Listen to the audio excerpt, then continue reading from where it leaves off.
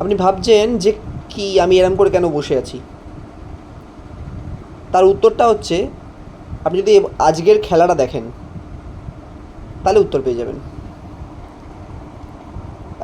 South Africa 20 ওভারে 169 run করেছিল। সেখানে নিউজিল্যান্ড 12 পয়েন্ট, আমি এক্স্যাক্ট স্কোর ইয়েটা বলছি, ওভারটা 12.5, 12.5 ওভারে রানটা চেস করে দিয়েছে।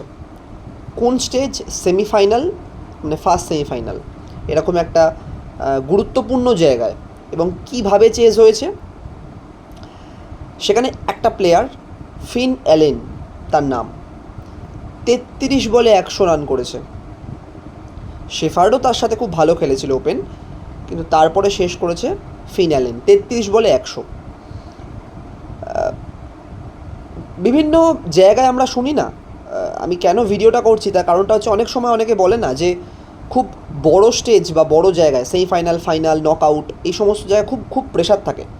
তো এই প্রেশারটা যে প্লেয়ার অ্যাবজর্ব করতে পারে সেই প্লেয়ার বা সেই টিম জেতে সেই দিনকে।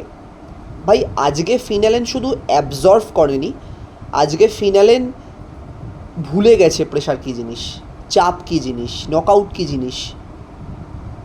মানে তার খেলার স্টাইল দেখে মনে হয়েছে, তার অ্যাপ্রোচ দেখে মনে হয়েছে সাউথ আফ্রিকাকে একতরফা হারিয়ে বাড়ি পাঠিয়ে দিয়েছে। কলকাতা থেকে এখন সাউথ আফ্রিকা যাবে, নিজের দেশে ফিরে যাবে সাউথ আফ্রিকা। একসময় এই সাউথ আফ্রিকা নাকি এই 2026-এর দাবিদার ছিল, অ্যাটলিস্ট ফাইনালে ওঠার মতো টিম ছিল।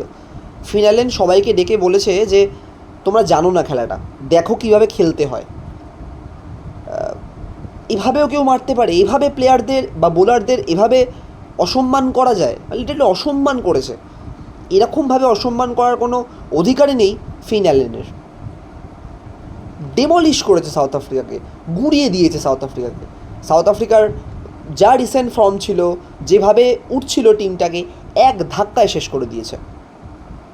ফাইনাল কী হবে পরের কথা, যে ম্যাচটা খেলে দিয়ে গেল ফিন অ্যালেন, এই ম্যাচটা কিন্তু আপকামিং দুটো টিম কালকের ইন্ডিয়া এবং ইংল্যান্ড যেই উঠবে বিভৎস পরিমাণে রেসপেক্ট দেবে ফিন অ্যালেনকে, এবং তার জন্য আলাদা পরিকল্পনা শুরু হয়ে যাবে। তো দেখা যাক ইন্ডিয়া ভার্সেস ইংল্যান্ড কালকে সেমিফাইনাল 2 ওয়াংখেড়ে স্টেডিয়াম কী হয়। ইন্ডিয়া জিতুক সবাই চায়, আমরাও চাই।